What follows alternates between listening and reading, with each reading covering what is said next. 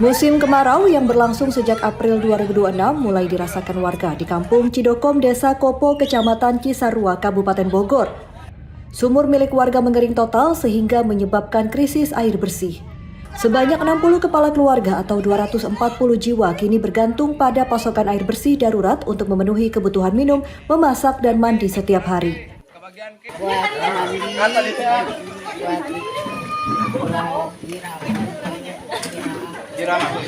Emang udah berapa bulan Bu dampak kekeringan?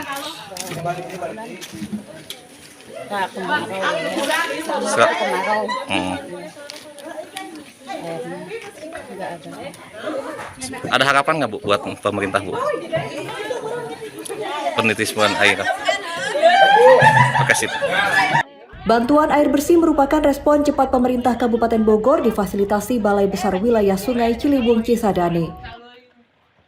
Alhamdulillah kegiatan ini berkenaan dengan musim kemarau di wilayah di sini Kampung Cidokom sedikit mengalami kekeringan, dan saya ucapkan terima kasih kepada Pak Bupati sudah Bupati Bogor yang sudah langsung gercep untuk membantu para masyarakat dengan adanya bantuan air dari PAM juga.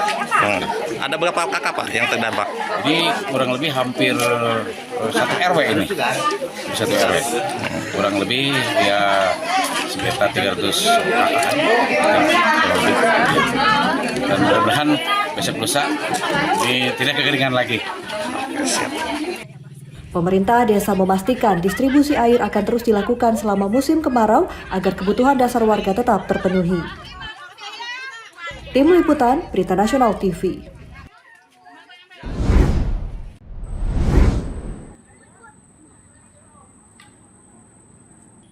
Selama 5 tahun terakhir, Yeni Farida bersama suami dan 3 anak menempati rumah bilik bambu yang kondisinya sangat memprihatinkan.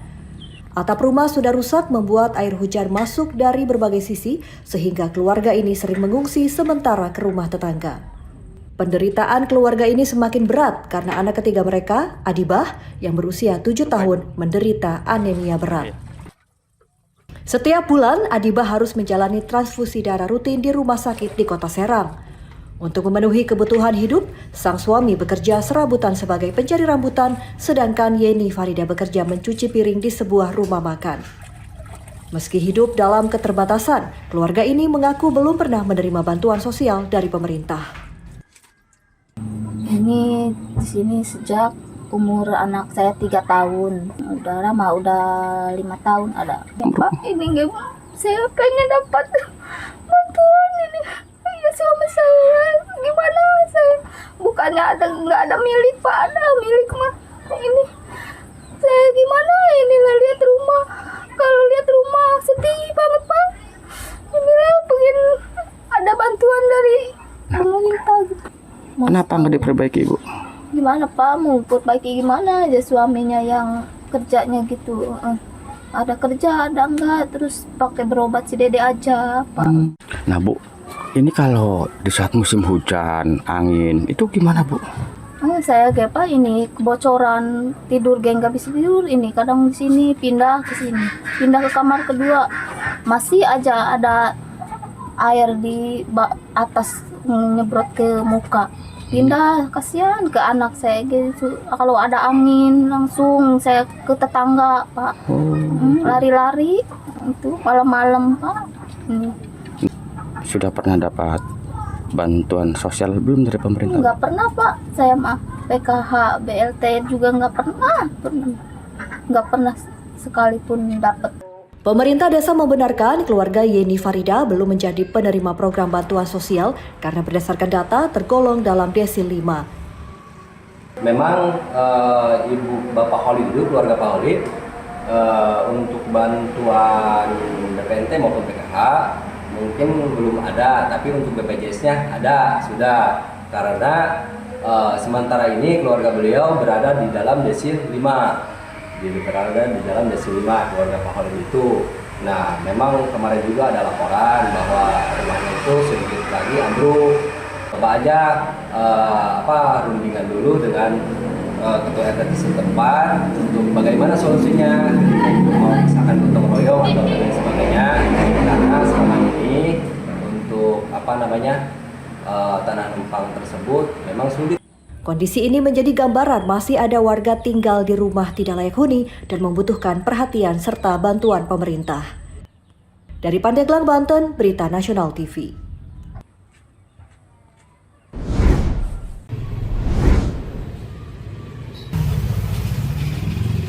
Penyidik Unit Perlindungan Perempuan dan Anak Satreskrim Polresta Yogyakarta terus mengembangkan penyidikan kasus dugaan kekerasan terhadap anak di daycare Little Aresa. Sebelumnya berkas perkara 13 tersangka dilimpahkan ke Kejaksaan Negeri Yogyakarta. Dalam pengembangan penyidikan, polisi kembali menetapkan 5 tersangka tambahan. Dengan penambahan ini, total tersangka dalam kasus tersebut meningkat menjadi 32 orang. Kepala Unit Pelayanan Perempuan dan Anak Satuan Reserse Kriminal Polresta Yogyakarta, Ibtu Apri Sawitri menyebut, kelima tersangka telah dipanggil menjalani pemeriksaan pada 28 Juli 2026. 3 tersangka langsung ditahan, 1 tersangka tidak ditahan karena masih menyusui bayi berusia 4 bulan. Sedangkan 1 tersangka lain meminta penjadwalan ulang pemeriksaan.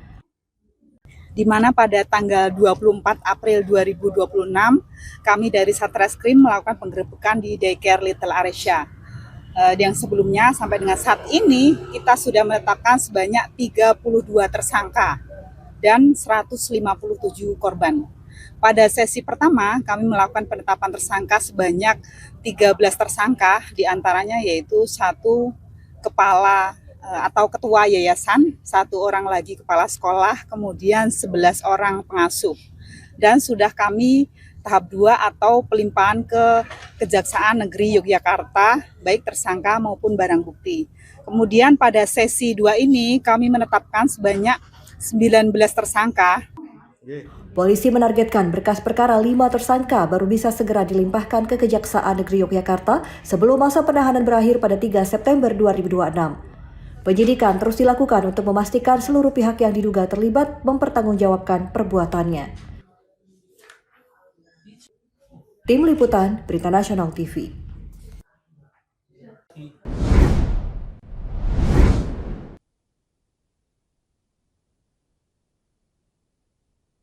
Koalisi Besar Perjuangan Buruh Indonesia menyerahkan draft usulan rancangan Undang-Undang Ketenagakerjaan kepada pimpinan DPR dan Panitia Kerja RUU Ketenagakerjaan di Gedung DPR RI Jakarta Senin 3 Agustus 2026. Draft diserahkan dalam pertemuan bersama Wakil Ketua DPR Cucun Ahmad Syamsurijal dan pimpinan Panja RUU Ketenagakerjaan Putih Sari. Presiden Konfederasi Serikat Pekerja Seluruh Indonesia Andi Gani Nenawea menyatakan draft disusun oleh koalisi terdiri dari 18 konfederasi dan 157 federasi tingkat nasional. Menurutnya, draft ini menjadi aspirasi mayoritas serikat buruh di Indonesia. Koalisi buruh berharap komunikasi dengan DPR terus berlangsung hingga batas waktu pembahasan RUU Ketenagakerjaan sesuai putusan Mahkamah Konstitusi pada 31 Oktober 2026. Mereka juga mengapresiasi DPR yang tetap melanjutkan pembahasan meski dalam masa reses. Bertemu dengan Panja RUU Ketenagakerjaan, kami dari 18 konfederasi buruh, 157 federasi tingkat nasional, artinya 90% kekuatan buruh ada di koalisi ini. Dan kami menyiapkan draft RUU Ketenagakerjaan selama 1 minggu penuh untuk bisa berdiskusi dengan DPR. Kami juga mengingatkan kepada DPR karena situasi ini sangat rawan.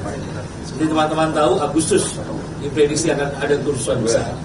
Dan memang kami di level tingkat lapangan sudah ada situasi yang kami sadari akan sangat rawan. Sangat rawan seminggu terakhir. Nanti Koalisi Besar Perjuangan Buruh Indonesia mengingatkan kepada DPR dan pemerintah agar serius dalam pembahasan RUU Ketenagakerjaan. Wakil Ketua DPR Cucun Ahmad Syamsurijal menegaskan, DPR akan terus membuka ruang bagi seluruh serikat pekerja untuk menyampaikan masukan. Pembahasan RUU Ketenagakerjaan akan dilanjutkan ke tahap harmonisasi di Badan Legislasi sebelum dibawa ke rapat paripurna sebagai usul inisiatif DPR. Cucun berharap RUU ini mampu memberikan perlindungan bagi pekerja sekaligus kepastian hukum bagi dunia usaha. Masukan-masukan dalam rangka penyusunan draft naskah akademik untuk undang-undang ketenagakerjaan ini. Karena kita masih prosesnya terus di masa reses ini juga ada limit waktu yang masih bisa dipakai oleh teman-teman panja ini. Nanti ketika timus timsin tetap kita ingin. Dari Jakarta, Galuh Anggara, Berita Nasional TV.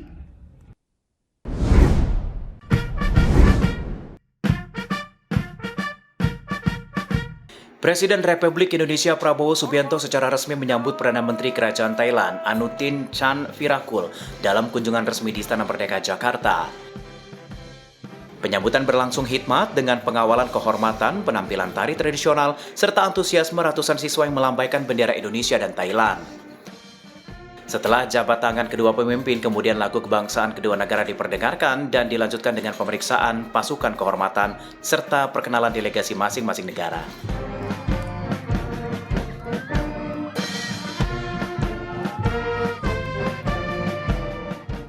Selesai prosesi penyambutan, Presiden Prabowo dan PM Anutin menuju ruang federasi untuk foto bersama dan penandatanganan buku tamu kenegaraan. Rangkaian pertemuan kemudian dilanjutkan dengan pertemuan empat mata dan Leaders Consultation Meeting bersama dengan delegasi kedua negara. Dalam pertemuan tersebut, Presiden Prabowo menyampaikan ucapan selamat kepada PM Anutin atas amanah barunya sebagai Perdana Menteri Kerajaan Thailand, sekaligus menegaskan komitmen untuk terus memperkuat hubungan persahabatan dan kerjasama strategis yang telah terjalin lama. Presiden Prabowo menilai Indonesia dan Thailand memiliki potensi besar sebagai dua negara dengan kekuatan ekonomi di kawasan ASEAN. Kesamaan karakteristik ekonomi serta komoditas unggulan seperti karet dan timah dinilai menjadi modal penting untuk meningkatkan kemitraan di berbagai bidang. Presiden menyatakan optimisme bahwa hubungan bilateral kedua negara dapat terus diperkuat demi memberikan manfaat yang lebih besar bagi masyarakat masing-masing.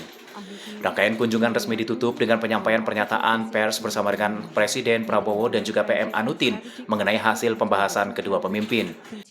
Keduanya menegaskan komitmen untuk memperkuat kemitraan strategis Indonesia dan Thailand di berbagai sektor. Sebagai penutup agenda kenegaraan, Presiden Prabowo menjamu PM Anutin bersama dengan delegasi Thailand dalam jamuan santap malam kenegaraan di Istana Negara Jakarta. Tim Liputan, Berita Nasional TV.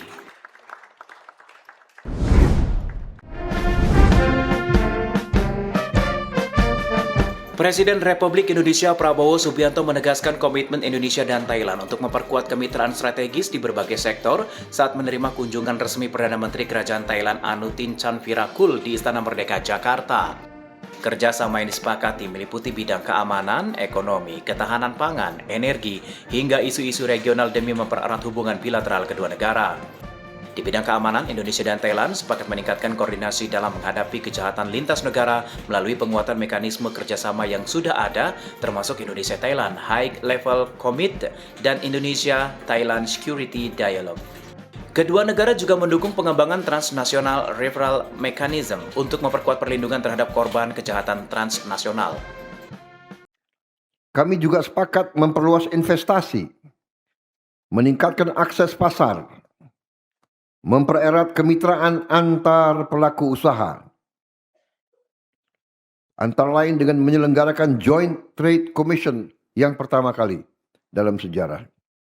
Presiden Prabowo menyampaikan bahwa kerjasama ekonomi tetap menjadi pilar utama hubungan bilateral dan target nilai perdagangan mencapai 20 miliar dolar Amerika Serikat pada tahun 2030.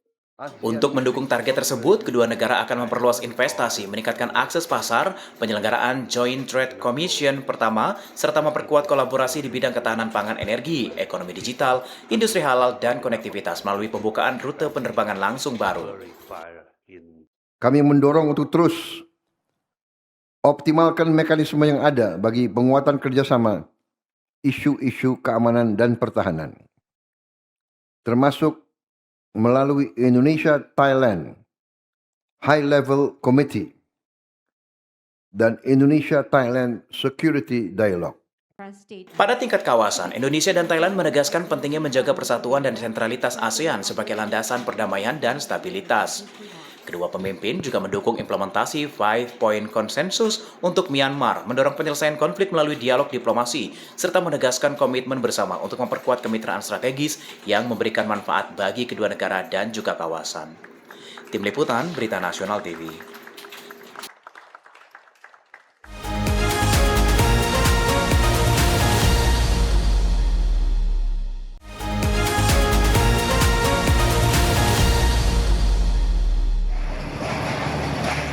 Ratusan warga desa Pasir Bolang, Kecamatan Tiga Raksa, Kabupaten Tangerang, Banten mengantri untuk mendapatkan bantuan air bersih pada Selasa siang. Mayoritas warga yang mengantri ini merupakan ibu rumah tangga. Mereka datang berbondong-bondong sambil membawa galon air mineral untuk menampung air bersih. Warga mengatakan sudah 2 bulan terakhir sumur PAM dan sumber air lainnya seperti sumur timba mengering imbas kemarau ekstrim yang terjadi saat ini.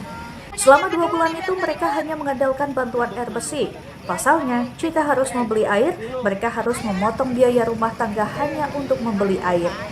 Udah 2 bulanan, udah 2 bulan lah. Itu airnya apa, sumurnya kering apa gimana? Kering ada sih, cuman kecil dikit. Itunya keluarnya udah kecil. Kalau itu kan, kalau hujan banyak aja. Kan airnya air sumur apa? Kapolsek Tiga Raksa mengungkapkan terdapat 5 desa di wilayahnya mengalami krisis air bersih. Total jumlah warga yang terdampak sebanyak 700 keluarga. Pertama di Kampung Cogrek dan Kampung Bolang. Untuk hari ini kita suplai 2 tangki kapasitas 5.000 liter. Jadi sekitar kurang lebih 10.000 liter di 2 tempat di Kampung Cogrek dan Kampung Bolang. Bantuan air bersih ini akan terus dilakukan ke wilayah terdampak. Pasalnya kemarau ekstrim diprediksi akan berlangsung hingga bulan Oktober mendatang. Dari Tangerang, Tim Liputan Berita Nasional TV.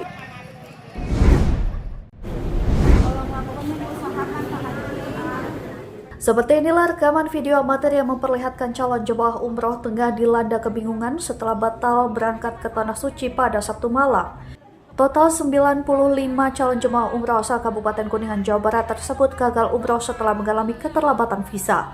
Tak berhenti di situ saja, kegelisahan mereka semakin parah dengan ketidakjelasan daripada kegagalan umroh dimaksud. Pasalnya, para calon jemaah terdampak itu justru diam dan menanti hal tak pasti di sebuah lobi hotel ternama di Cengkareng. Semalam menginap di Jakarta, sebagian besar diantaranya kembali pulang ke Kuningan sambil menanti kabar berikutnya. Sedangkan 30 calon jemaah lainnya masih berada di ibu kota dengan biaya masing-masing.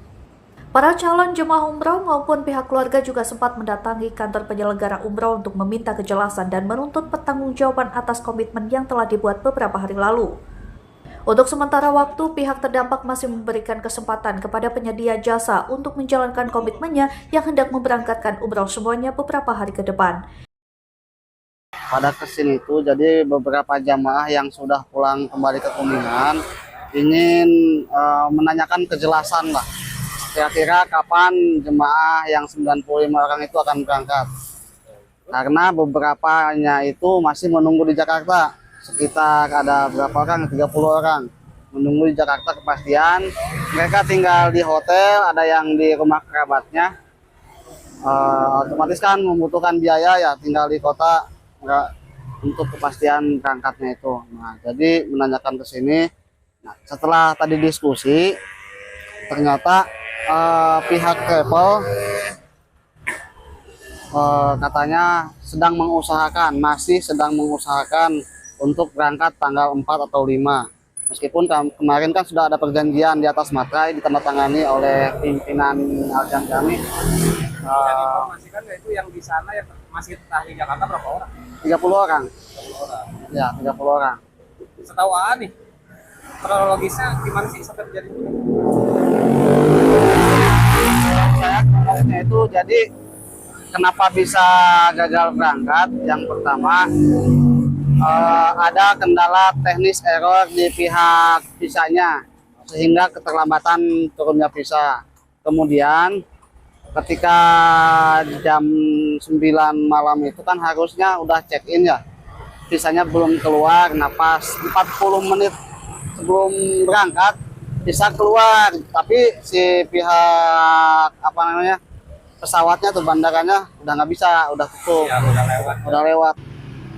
Atas pertemuan singkat itu, kini para calon jemaah haji maupun pihak keluarganya masih menunggu kepastian dan komitmen dari pihak penyedia jasa travel umroh dimaksud. Sedangkan pihak penyedia jasa belum memberikan keterangan apapun kepada awak media. Theo Fandi, Berita Nasional TV.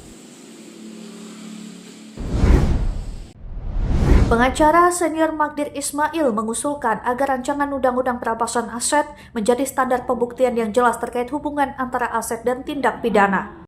Menurutnya, aturan tersebut diperlukan untuk mencegah penyitaan atau perampasan aset yang hanya didasarkan pada dugaan. Magdir menegaskan beban pembuktian tetap berada pada negara. Dalam hal ini, jaksa atau penyidik pembuktian harus dilakukan melalui analisis terhadap harta dan penghasilan, bukan sekadar berdasarkan dugaan dalam laporan penyidikan. Selain itu, Magdir mengusulkan agar pemilik aset diberikan hak untuk menguji kebenaran alat bukti melalui proses peradilan yang adil tanpa tekanan maupun ancaman. Prinsip dasarnya kita memang memerlukan RUU ini menjadi undang-undang. Tetapi yang kita khawatirkan seperti banyak orang khawatir bahwa undang-undang ini nanti akan jadi alat politik. Ini yang harus kita hindari. Alat politik untuk menghancurkan lawan-lawan politik. Saya kira itu yang harus dihindari. Kemudian yang kedua, pengaturan-pengaturan tegas tentang mulai dari definisi, kemudian kewajiban-kewajiban, hak-hak orang, itu harus diatur secara tegas. Dari Jakarta, Galuh Anggara, Berita Nasional TV. Di antaranya tentu kerjasama dengan luar negeri. Ya baik pemirsa Berita Nasional TV, suasana menjelang hari ulang tahun ke-81 Republik Indonesia ini mulai terasa di Pasar ASMK Jakarta Barat. Kalau kita lihat kondisinya saat ini di Pasar ASMK, khususnya di sepanjang jalan hingga ujung sana, ini kita sudah bisa lihat dan sudah bisa rasakan langsung bahwa seluruh kios ini sudah berjualan atribut merah putih yang bernuansa kemerdekaan. Mulai dari bendera, lalu juga ada umbul-umbul dan juga hingga atribut-atribut kemerdekaan lainnya. Ini kan udah mau menjelang 17 Agustus ya Pak. Kira-kira ada peningkatan omset gak sih Pak? Kalau untuk sekarang belum Teteh. Belum, kalau untuk sekarang masih biasa aja. Siapa tahu nanti sebentar lagi lah melonjaknya. Biasanya kira-kira peningkatan omset ataupun para pembeli ini datangnya tuh di H-min berapa 17 Agustus sih Pak? Kalau biasanya mah tanggal 10-an teh lah biasanya mah. Tapi stok tuh udah mulai diperbanyak gak sih Pak? Ya mulai diperbanyak, siapa tahu banyak yang belinya teh. Kan kemerdekaan, harus merdeka sekarang. Pak ini kan ada bendera juga, itu bendera mulai harga berapaan aja Pak? Harganya dari yang 5.000 pun ada teh, yang 5.000, 10.000, sampai yang ratusan pun ada. Ya. Terima kasih banyak ya Pak Ari, ya semoga dagangannya laku sampai hari H kemerdekaan Pak. Ya baik pemirsa, berikut wawancara kami. Tadi Pak Ari juga mengaku bahwa warga-warga juga masih mencari atribut-atribut kemerdekaan di Pasar ASMK. Namun hingga saat ini pembelian juga masih standar, belum ada peningkatan. Mungkin nanti di H-min seminggu menuju 17 Agustus baru mungkin ada peningkatan penjualan. Dari Pasar ASMK, Natasha Alko Ibrahim, Berita Nasional TV. Memasuki bulan kemerdekaan Republik Indonesia, pedagang bendera musiman mulai memadati sejumlah ruas jalan di Kota Tangerang, seperti yang terpantau di Jalan TMP Taruna Kota Tangerang, Banten. Beragam atribut kemerdekaan mulai dari bendera merah putih, umbul-umbul, bendera hias hingga aksesoris bertema nasional tampak sudah dipajang dan diperjualbelikan kepada masyarakat yang mulai bersiap menyambut peringatan HUT Republik Indonesia ke-81. Salah seorang pedagang bendera musiman Rian mengaku datang dari Garut, Jawa Barat untuk memanfaatkan momentum peringatan Hari Kemerdekaan dengan berjualan berbagai atribut merah putih di Kota Tangerang. Menurut Rian, dalam satu hari ia mampu menjual 3 hingga 5 atribut bendera dengan omset mencapai sekitar Rp800.000 bergantung ramainya pembeli. Ini background, karet, Garuda, bandir, sama mul-mul, sama bendera merah putih. Oh bendera, biasanya yang paling laku apa Bang? Semuanya juga laku Pak. Semuanya juga laku, ya. Sementara itu, Wali Kota Tangerang Syahrudin telah mengeluarkan surat edaran yang mengimbau seluruh warga untuk mengibarkan bendera merah putih mulai 1 hingga 30 Agustus 2026 sebagai bentuk penghormatan dan semangat nasionalisme dalam memperingati Hari Kemerdekaan Republik Indonesia. Selain mengajak masyarakat memeriahkan bulan kemerdekaan, Syahrudin juga menginstruksikan seluruh perangkat daerah untuk meningkatkan kualitas pelayanan publik serta menghadirkan berbagai program keringanan dan diskon bagi masyarakat dalam rangkaian peringatan HUT Republik Indonesia ke-81. Bulan Agustus, bulan kemerdekaan bangsa kita yang ke-81, saya ingin mengajak pada semua lapisan masyarakat yang melalui para camat, lurah, kepala OPD untuk memeriahkan, dan saya juga menginstruksikan kepada kepala OPD, camat, lurah untuk memeriahkan hari ulang tahun kemerdekaan kita yang ke-81 ini dengan semangat persatuan dan kesatuan, semangat gotong royong, dan semangat untuk memberikan kinerja yang terbaik buat masyarakat.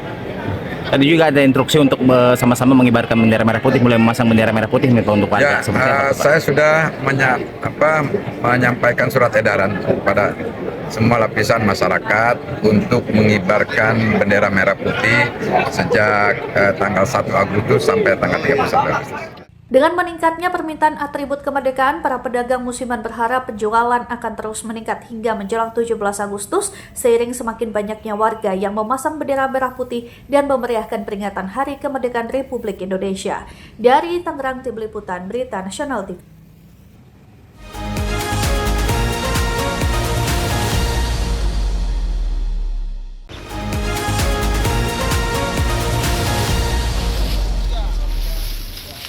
Tim SAR Gabungan Bejibaku melakukan evakuasi terhadap seorang lansia perempuan yang terjatuh ke dasar tebing setinggi 5 meter di kawasan Gunung Cinampul, Kelurahan Lebak Gede, Kota Cilegon, Banten.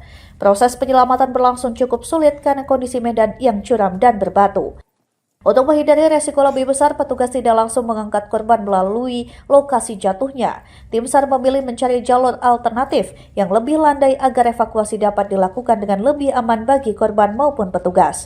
Peristiwa ini berawal saat Samaa, 60 tahun, sedang berkebun bersama kerabatnya. Diduga korban terpeleset saat melintasi area perbukitan hingga terjatuh dan membentur batu. Akibatnya korban mengalami cedera pada tulang dan tidak mampu berdiri. Melihat kondisi korban, kerabatnya segera meminta pertolongan kepada warga dan petugas. Tim SAR gabungan yang tiba di lokasi langsung melakukan penanganan dan mengevakuasi korban menggunakan tandu menuju perkampungan terdekat. Setelah berhasil dievakuasi, korban sempat dibawa ke Puskesmas Merak untuk mendapatkan pertolongan pertama. Namun karena mengalami cedera yang cukup serius, korban kemudian dirujuk ke Rumah Sakit Krakatau Medika Cilegon untuk menjalani perawatan lebih lanjut. Diindikasi korban mengalami luka pangkal paha atas. Karena itu butuh evakuasi darurat untuk melakukan penyelamatan. Itu jatuhnya karena apa? Jatuhnya karena korban diduga sedang berkebun, terpeleset, jatuh mengenai batu di bagian paha pangkal atasnya. Memang berkebunnya di area yang curam atau seperti apa? Kebetulan di daerah Gunung Cinampul itu emang dataran curam dan banyak aktivitas warga sekitar berkebun di daerah situ. Petugas mengimbau masyarakat agar lebih berhati-hati saat beraktivitas di kawasan perbukitan, terutama pada medan yang curam dan licin. Kewaspadaan serta penggunaan perlengkapan yang memadai dinilai penting untuk mencegah terjadinya kecelakaan serupa. Dari Cilegon, Banten, Tim Liputan Berita Nasional TV.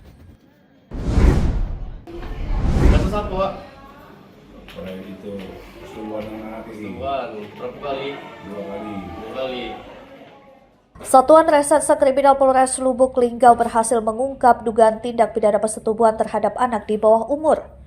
Seorang pria berinisial AA berusia 57 tahun diamankan petugas di rumahnya di Kelurahan Tabakoji, Kecamatan Lubuk Linggau Timur 1 tanpa melakukan perlawanan. Pengungkapan kasus ini berawal dari laporan yang diterima polisi pada 12 Juli 2026. Korban berinisial VD, seorang remaja perempuan berusia 15 tahun diduga menjadi korban tindak pidana persetubuhan yang terjadi di Kelurahan Ciremetaba, Kecamatan Lubuk Linggau Timur 2. Setelah menerima laporan, Unit Perlindungan Perempuan dan Anak Satreskrim Polres Lubuk Linggau melakukan serangkaian penyelidikan. Berdasarkan informasi yang dihimpun petugas, tersangka berhasil ditemukan dan langsung diamankan oleh tim yang dipimpin Kasat Reskrim. Dalam pemeriksaan awal, tersangka diduga mengakui perbuatannya. Penyidik kemudian menetapkan AA sebagai tersangka dan langsung melakukan penahanan untuk kepentingan penyidikan lebih lanjut. Di mana berhasil mengamankan tersangka inisial AA, yaitu merupakan orang tua angkat ataupun orang tua tiri dari korban, di mana pada saat pelaporan oleh pihak keluarga, itu korban mengalami asusila oleh ayah angkatnya ini, dan saat ini tersangka sudah dilakukan penyidikan di Satreskrim Polres Lubuk Linggau untuk untuk mengikuti pertanggungjawaban ataupun mempertanggungjawabkan hasil perbuatan yang sudah dilakukan, dan saat ini sudah proses dalam penyidikan. Kasus apa? Berdasarkan hasil penyidikan, korban merupakan anak tiri tersangka. Penyidik menyebut pelaku diduga melakukan perbuatan tersebut dengan cara merayu, membujuk, atau mengancam korban hingga terjadi dugaan tindak pidana asusila. Atas perbuatannya, tersangka dijerat pasal 81 ayat 2 Jangto pasal 76D Undang-Undang Nomor 35 Tahun 2014 tentang Perlindungan Anak, serta pasal 473 ayat 2 huruf B Undang-Undang Nomor 1 Tahun 2023 tentang Kitab Undang-Undang Hukum Pidana. Penyidik masih melengkapi berkas perkara untuk proses hukum selanjutnya. Dari Lubuk Linggau, Sumatera Selatan, Yudo Handoko, Berita Nasional TV. Berapa kali? 2 kali. Seorang pria berinisial SA alias Niko berusia 61 tahun ditangkap oleh Satuan Reserse Kriminal Polres Goa, Sulawesi Selatan.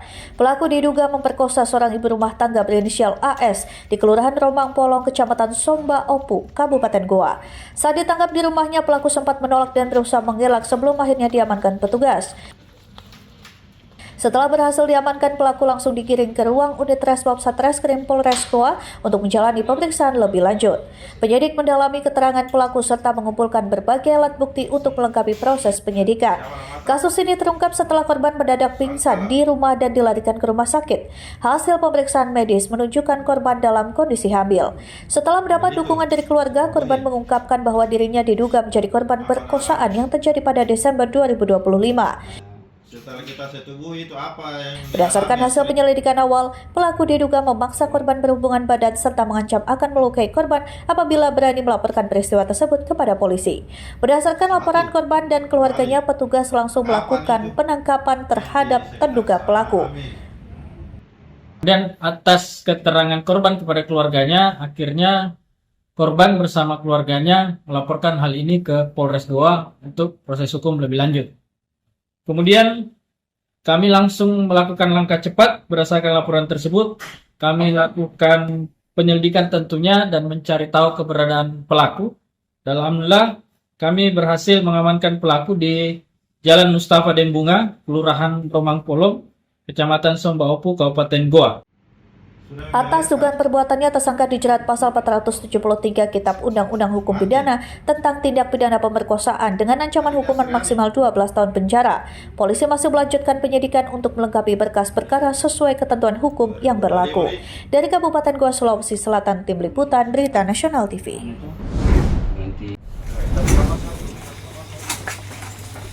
Bang, buka dulu, Bang. Petugas gabungan Polres Padang Lawas menggelar razia di sejumlah penginapan yang berada di Jalan Desa Latong menuju Desa Huta Lombang, Kabupaten Padang Lawas, Sumatera Utara.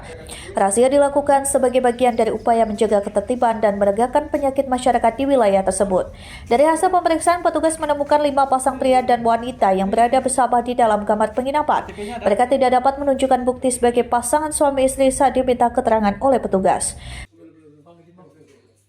Saat petugas memeriksa salah satu kamar, seorang wanita terlihat bersembunyi di samping kasur dan pura-pura pingsan. Wanita tersebut diduga panik setelah petugas menemukannya berduaan dengan seorang pria yang mengaku sebagai suaminya. Untuk memudahkan proses pemeriksaan, petugas meminta pria yang bersama wanita tersebut agar membujuknya keluar dari tempat persembunyian. Selanjutnya, seluruh pasangan dibawa untuk menjalani pendataan dan pemeriksaan lebih lanjut. Kalau istri apa pula di sini? Mau calon. Enggak istri orang. Istri orang.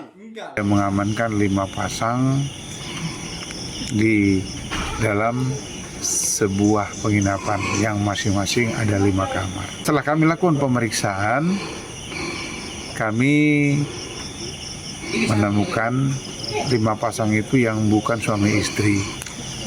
Kami lihat dari KTP ataupun identitas yang lain. Untuk tindak lanjut ini kami amankan, kami bawa komando untuk kami lakukan pemeriksaan dan penyelidikan. Nanti akan kami lakukan pembinaan dan rencananya nanti setelah kami lakukan pemeriksaan akan kami kembalikan kepada pihak keluarga. Setelah didata, kelima pasangan tersebut diberikan pembinaan oleh petugas. Mereka kemudian dipulangkan kepada masing-masing keluarga setelah menyelesaikan proses administrasi dan pembuatan surat pernyataan. Dari Padang Lawas, Sumatera Utara, Ahmad Perwira, Berita Nasional TV.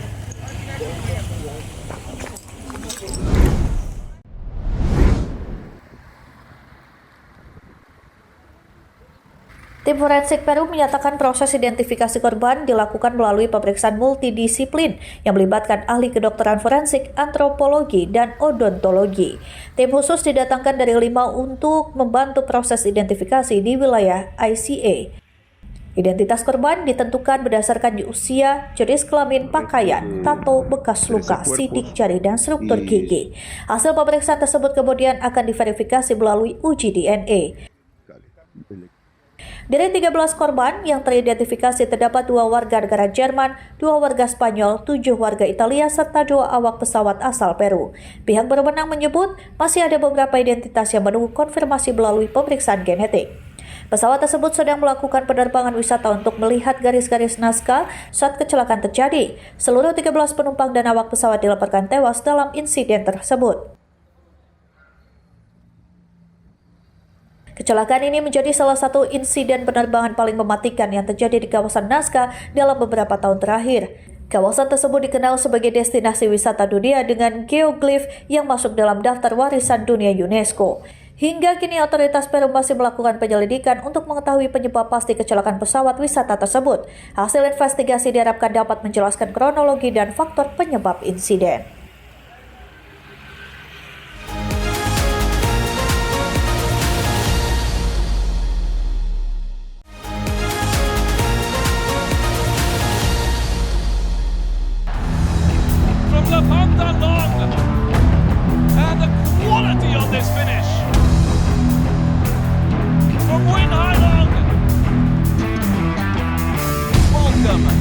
Pakansari Stadium in Bogor, one of ASEAN football's great rivals. Timnas Indonesia harus mengakui keunggulan Vietnam dengan skor 3 gol tanpa balas pada laga ketiga grup A Piala AFF 2026. 3 gol tim tamu dicetak Nguyen Van Phi, Nguyen Hai Long, dan Nguyen Xuan Son. Vietnam langsung menekan sejak awal pertandingan dan membuka keunggulan pada menit ke-6 melalui Nguyen Van Phi. Indonesia kemudian kembali kebobolan pada menit ke-15 lewat aksi Nguyen Hai Long, sehingga babak pertama ditutup dengan skor 2-0 untuk Vietnam.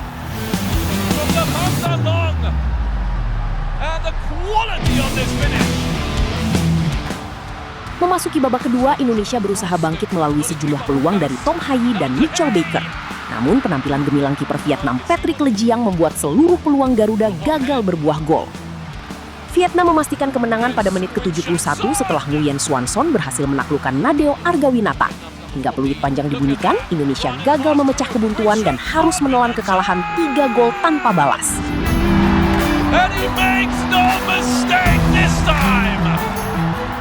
Hasil ini membuat Indonesia turun ke peringkat ketiga klasemen sementara grup A dengan 6 poin dari 3 pertandingan. Sementara Vietnam memimpin klasemen dengan 7 poin, unggul selisih gol atas Singapura. Pada laga terakhir fase grup, Indonesia wajib meraih kemenangan saat menghadapi Singapura pada 7 Agustus mendatang. Jika gagal mengamankan 3 poin, langkah Garuda di Piala AFF 2026 dipastikan terhenti di fase penyisihan grup.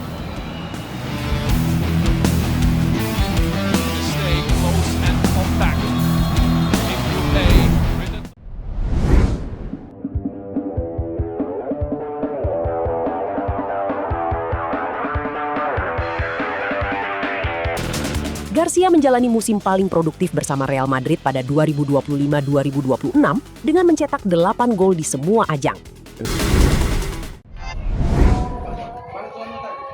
Seorang pria berinisial SA alias Niko berusia 61 tahun ditangkap oleh Satuan Reserse Kriminal Polres Goa, Sulawesi Selatan. Pelaku diduga memperkosa seorang ibu rumah tangga berinisial AS di Kelurahan Romang Polong, Kecamatan Somba Opu, Kabupaten Goa. Saat ditangkap di rumahnya, pelaku sempat menolak dan berusaha mengelak sebelum akhirnya diamankan petugas. Setelah berhasil diamankan, pelaku langsung digiring ke ruang unit Resmob Satreskrim Polres Goa untuk menjalani pemeriksaan lebih lanjut. Penyidik mendalami keterangan pelaku serta mengumpulkan berbagai alat bukti untuk melengkapi proses penyidikan. Kasus ini terungkap setelah korban mendadak pingsan di rumah dan dilarikan ke rumah sakit. Hasil pemeriksaan medis menunjukkan korban dalam kondisi hamil. Setelah mendapat dukungan dari keluarga, korban mengungkapkan bahwa dirinya diduga menjadi korban perkosaan yang terjadi pada Desember 2025. Setelah kita setubuh itu apa yang Berdasarkan hasil penyelidikan awal, pelaku diduga memaksa korban berhubungan badan serta mengancam akan melukai korban apabila berani melaporkan peristiwa tersebut kepada polisi. Berdasarkan laporan korban dan keluarganya, petugas langsung melakukan penangkapan terhadap terduga pelaku. Dan atas keterangan korban kepada keluarganya, akhirnya korban bersama keluarganya melaporkan hal ini ke Polres Goa untuk proses hukum lebih lanjut. Kemudian kami langsung melakukan langkah cepat berdasarkan laporan tersebut. Kami lakukan penyelidikan tentunya dan mencari tahu keberadaan pelaku. Dan alhamdulillah kami berhasil mengamankan pelaku di Jalan Mustafa Dembunga, Kelurahan Romang Polong, Kecamatan Sombaopu, Kabupaten Goa. Atas dugaan perbuatannya, tersangka dijerat pasal 473 Kitab Undang-Undang Hukum Pidana tentang tindak pidana pemerkosaan dengan ancaman hukuman maksimal 12 tahun penjara. Polisi masih melanjutkan penyidikan untuk melengkapi berkas perkara sesuai ketentuan hukum yang berlaku. Dari Kabupaten Goa, Sulawesi Selatan, Tim Liputan Berita Nasional TV.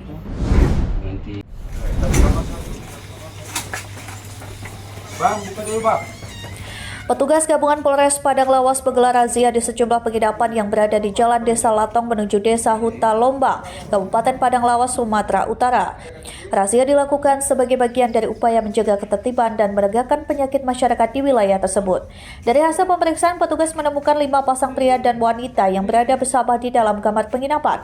Mereka tidak dapat menunjukkan bukti sebagai pasangan suami istri saat diminta keterangan oleh petugas.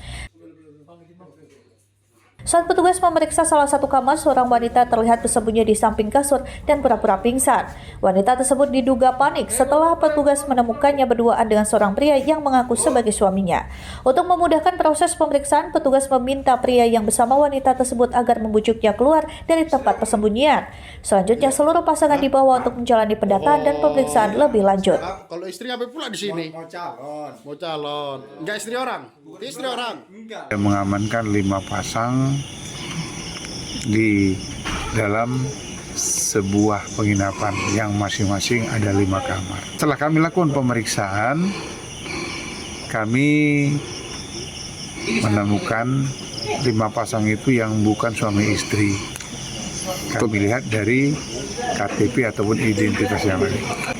Untuk tindak lanjut ini kami amankan, kami bawa komando untuk kami lakukan pemeriksaan dan penyelidikan. Nanti akan kami lakukan pembinaan dan rencananya nanti setelah kami lakukan pemeriksaan akan kami kembalikan kepada pihak keluarga.